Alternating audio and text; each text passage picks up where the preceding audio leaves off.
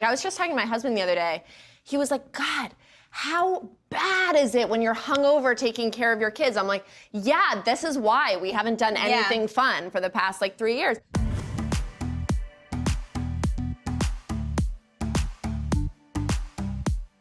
I'm your host, Greta Titelman, and today we are talking all about babies. I don't have babies, but I am with people that do. Joining me today, Eva Amurri Martino is a mom, wife, and actress, and writer of the blog titled Happily Eva After, covering all things from motherhood to decor. Thank you for joining us today. Thank you for having me. We have actor-comedian John Murray, who's been on 30 Rock and The Daily Show, and ran a very lovely show at UCB titled Infertile. Yes.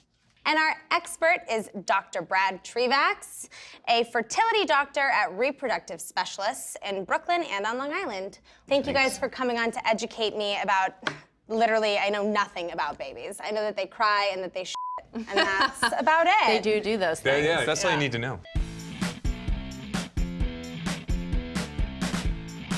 I am in the millennial world, and I know that a lot of my friends are freezing their eggs. Can you enlighten me on this, Dr. Trivax? Of course. It's one of the newest technologies in the last few years, and the ability to delay childbearing for reasons like you haven't found the right person, you aren't ready to find the right person, you want to work, you want to travel, and why not preserve your fertility now for later? I know a bunch of startups that are providing the support that people need because it's really expensive. It's expensive in the sense of putting up $5,000 to $10,000 to do it, but if you think of it for your future, it's probably the best spent money that anybody could do. Next generation down the road will do it without thinking. It's a great insurance policy. Eva, did you freeze your eggs, or did you ever consider freezing your I eggs? did a crazy thing and got married when I was just turned 26 years old. Wow. So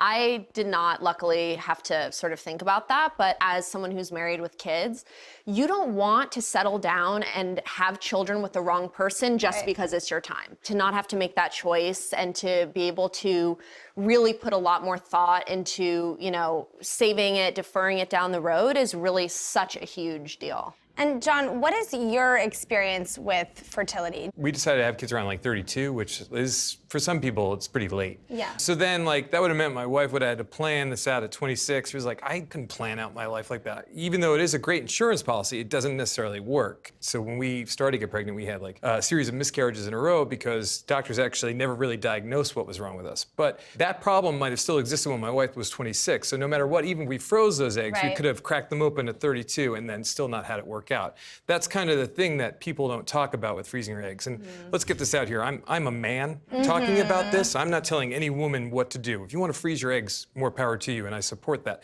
But there's just a thing just for couples, it's not a definitive answer in that it could possibly not work out. Am I off base on that? Yeah, I have questions about this too. Sure. Okay. I mean, putting you on the spot.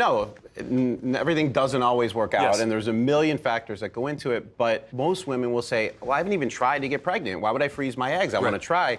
That's not the point of it. It's just an insurance policy that, you're right, you can't always cash it in. Right. But it's an option. For men, you could have a child when you're 60, right? True. Women aren't, the eggs, there's a timeline on them. To freeze your eggs earlier just sort of levels the playing field for a woman who's 32 and isn't sure. Now she's 42, well, you know what? She should still try and get pregnant with that guy at 42, but she has this option as a backup. Can I ask you, how many eggs do women around, let's say, 35 have? What's a normal number? It's not a precise number, so... I'm sorry, I'm sitting here like a deer in the headlights because I'm like, my body does that. It's so wild when you think about it. So when you're born, you've got 2 million eggs, and by the time you're in puberty, there's about 300,000 left. Okay. So you lose 1.7 million eggs? You're constantly losing eggs. God. So every month you ovulate one egg, Right. but you're probably losing 10,000. Oh, I didn't realize that. Wow. And where are you losing them? Like, am I Yeah. sneezing them? Where are they? Well, think of it this way. Is it bleeding out of me? Think of it this way. If you make one egg, the other eggs are competing to become that dominant follicle, which is going to Right, ovulate. right. And the other ones, you lose them. Why don't men have to freeze their sperm? They can. I was just Oh, gonna yeah. ask that. Most of the time, men who are freezing sperm are doing it for medical preservation. Like if they have a testicular cancer or cancer and they're about to undergo chemotherapy or radiation, sperm recycles every 72 days and it can rebound pretty robustly even after years sort of dormant. So again, it comes back to the timeline of everyone's biological clock. So by the time I've lost 1.7 million eggs by the time I'm 13, these boys are just generating Yeah. sperm in their little nutsies. Yeah. Crazy.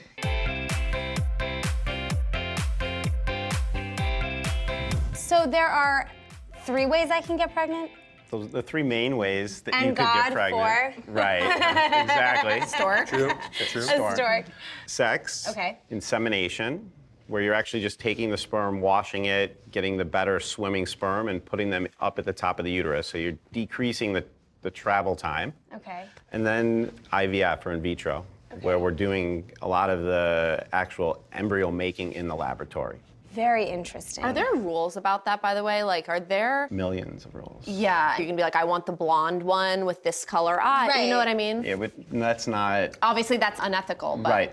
But is for any genetic disease that can be found on the genome, they make a probe. You can biopsy the embryo before putting it in, test it. It's normal, abnormal. You can test just for the 23 pairs of chromosomes. So Right. you know beforehand if it's abnormal or normal. All women who miscarry in the first trimester because the chromosomes are abnormal. Yeah, that's what happened So to me. you identify the normals, discard the abnormals, and now you really sort of increase your chances of it Right. sticking. Well, I think that that's actually a really nice thing because a lot of women feel like they're a failure. When I had my miscarriage at almost, I was like just about 10 weeks pregnant, I felt very isolated, very alone, really, really blindsided because literally one day I went in and I had a perfectly normal, growing normally child inside of me. Literally the next day I went in for an ultrasound and found out via ultrasound that the child had died that day. You want to blame something. And so Right. I literally changed my life. My Right. one miscarriage, like I can't even imagine people have had multiple. Knowing that it was most likely, genetic abnormality, it allowed me to hold on to something and think like, look, what would have the outcome have been had this Right. not happened, and really kind of have faith in that in a certain way. How many miscarriages did you and your wife have, if you don't mind me? We had 5. There was a chemical pregnancy, so it kind of counted as a 6. 'cause What it is got a our hopes up. chemical pregnancy? It's when like you take the pregnancy test, you're like, it looks like you're gonna be pregnant, and then like there's nothing there. It's just another kind of thing of the emotional roller coaster where it played with our hopes a little bit, where it was like, oh no, Yeah. It is a roller coaster ride that you have no control over. Yep. You find out when you're Right. 2 seconds pregnant. So, in the olden days, it was like you start getting a little bit fat and people are like, oh, What's going on what's with me? going on? Right. What's going on with me? Let's put a stethoscope Yeah, onto exactly. that stomach. I say I don't want kids right now, but I don't know if I want them in the future. And I know that something that's becoming very common are people asking their family members to be their surrogates. Have you ever come across this? Has Absolutely. this happened? Different situations from some women are born without a uterus, so they actually can't carry a pregnancy, to somebody having a niece or a sister or twin sister willing to carry. It's an amazing offer, and it also creates really interesting dynamics. I feel like it would just be so complicated because then my sister would be sort of the mom, but also not because it'd be my egg, and then it If would it's be your the DNA, if it's aunt. your eggs, Yeah, it's she definitely wouldn't be the mom. Well, she would have a very did- special connection. And she has Yeah, a special connection. connection Yeah. because she will have grown the life inside of her. And I could just not imagine what that bond would feel Well, I like as a imagine that woman. it's a huge loss of control, right? To have Right. this person that you literally care about more than anything you have ever cared about in your life. I mean, the feeling that you have when you're a parent is actually indescribable. The idea is probably easier when you know that person, you know that they have your best interests at heart. Right. I think I can imagine how there would be a comfort in that, but at the same time, yeah, like I'm sure it creates some really complicated. At least if it's a relative, you feel a little bit like you can tell them what to do. Right. yeah. Or I their mean, families are or crazy hope they anyway, would. like dysfunctional anyway, right? Like yeah. I'm more dysfunctional with my family members than with anybody else in society. So it's like, Yeah, I just feel like it's in in some ways it would almost be more messy. I don't know. If they do have your best interest, then they're going to do everything they can. And who else would you want to protect your baby than maybe your sister, let's say? Right. Taking away for some women the being pregnant and the pregnancy is a big deal, you know, and you can't just sort of blow it off. I think especially if you've already had a pregnancy and then you cannot for subsequent pregnancies, I'm sure that would be really challenging. How many children do you and your wife have? We have 3 now. Wow. Yeah, we had twins. So we did IVF, and on our 3rd IVF, we were able to get pregnant. We're kind of a textbut couple in the fact that we're like, well, it took us so much to get pregnant, it will never happen to us again. Yeah. And then one day, my wife and I was having breakfast, and she's like, do you know the last time I got my period? And I was like, honestly, I don't keep track of that kind of thing. I just kind of take it as it comes. You should have been like, well, I'm going to look at my calendar. Yeah. But sure enough, we were pregnant naturally.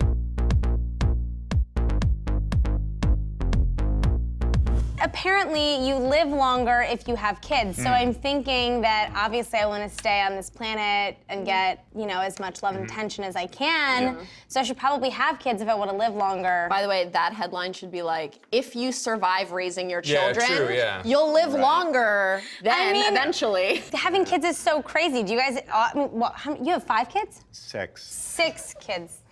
Yeah. So I'm gonna live really long. Oh my goodness, Well, I figured man. someone will take care of me. There's so many of them. My You have 2, right? I have 2. So I we're was like- 3, I was like, holy 6, smokes, 2 is man. so many to me. 2 is 10 for me right now, so I can't even imagine.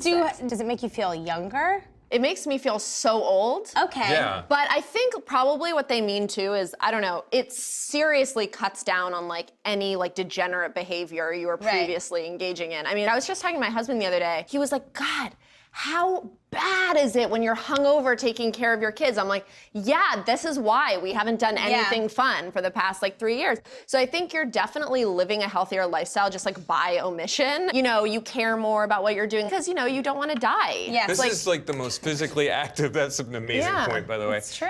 I've ever been in my life. I used to like sleep till 10, like, you know, stay up late. Now I'm like up at 7 every morning. I'm out chasing like kids, getting them here and there and stuff like that. I have like a tan for the first time in my life.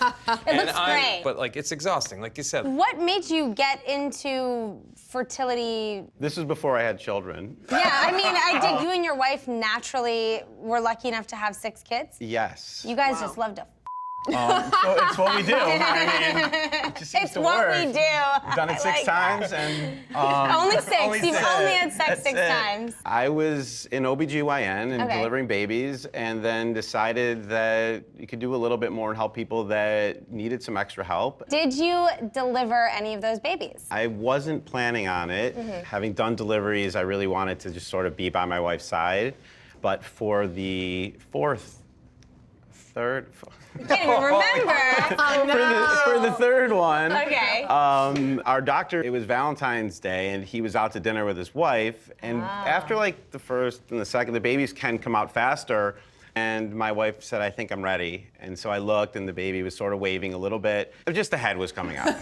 So Like, what's up? I just put on some gloves, and we delivered the baby, and he was out. And your wife's in the medical field too. She's a labor and delivery nurse, and so What?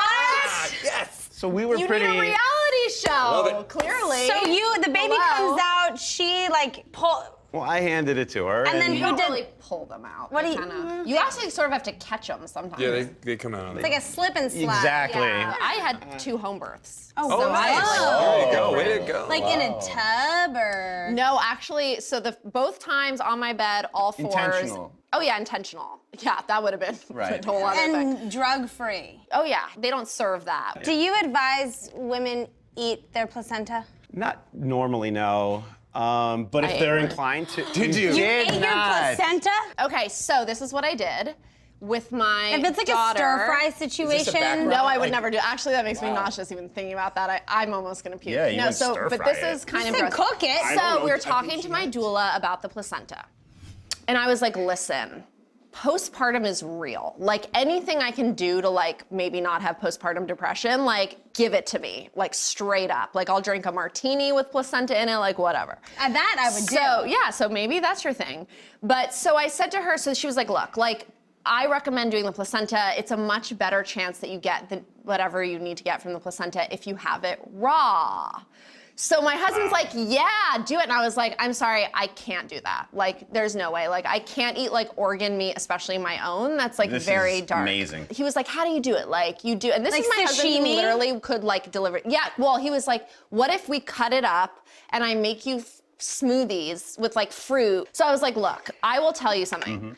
If you make me a smoothie and I do not taste it at all, I will drink that. My husband will like take my cut up like raw placenta. Hold on, That's who- a good husband right there. Wait, That's a loving Now husband. I believe he knows when you have a period. Yeah, no, he doesn't. He's like Hold so on. not that guy, but he was like, I'm doing this for you, babe. And he would make me smoothies every morning Way to go.